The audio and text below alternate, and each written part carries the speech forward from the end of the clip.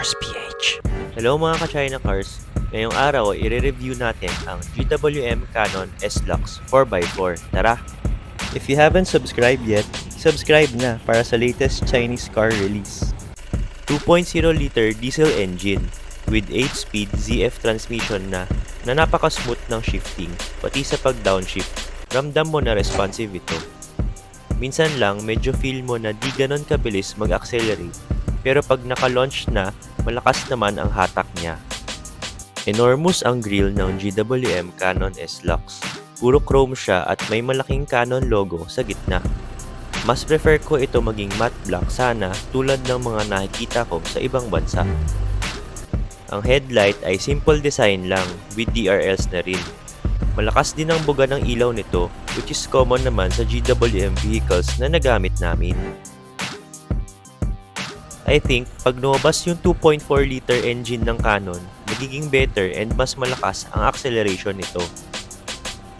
Yung wheels niya, feel ko medyo pasok lang and medyo hindi masculine yung design. Okay na okay siguro ito i-upgrade ng rims and wheels. Sa side profile naman, may kasama ng stepboard and roof rails. Okay naman ang design na to for me at bagay naman sa overall itsura ng Canon.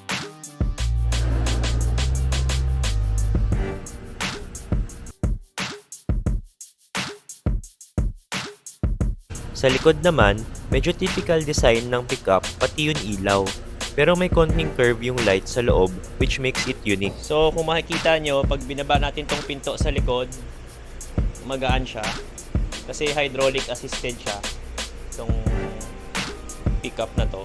So I think kakaiba tong feature na to sa GWM Canon. Ang laki ng truck bed nito, halos square na nga ang sukat nito. One of the biggest in its class pagdating sa truck bed ang GWM Canon. Yung roll bar lang, mas prefer ko din sana na naging black tulad nung grille.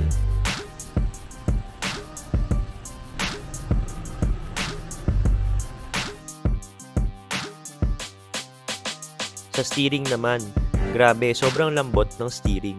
Kala mo sedan lang ang gamit mo na kotse. Napapalatan din naman ng settings yung stiffness kung gusto mo medyo pick-up truck ang feel.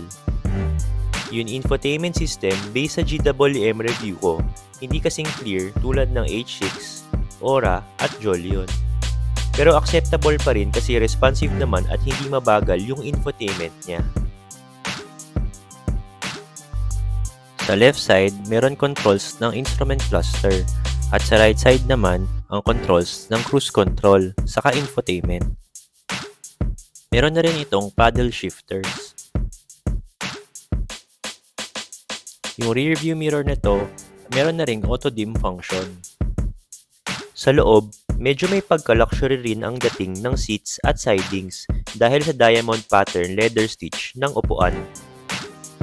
Sa safety features, complete din as usual.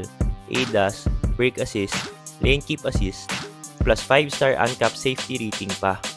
And para sa price point na ito, sobrang sulit nitong pickup truck na ito.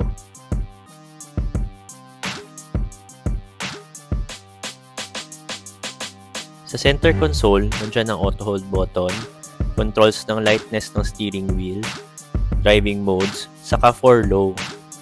Nung una, di ko mahanap ang cup holders nito. Yun pala, nasa ilalim ng tray na sliding. Spacious din ang cabin nito. Sa harap and sa likod, maluwag. May aircon vents na rin sa likod. Balita ko, second biggest in size ito sa Philippines, next to the Ford Ranger.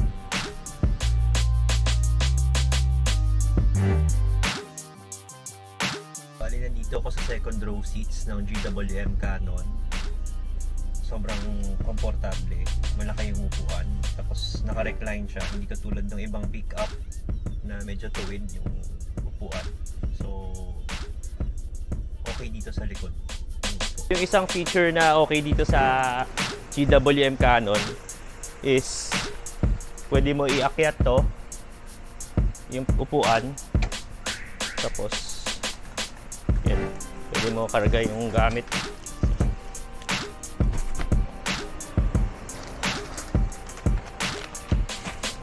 Okay.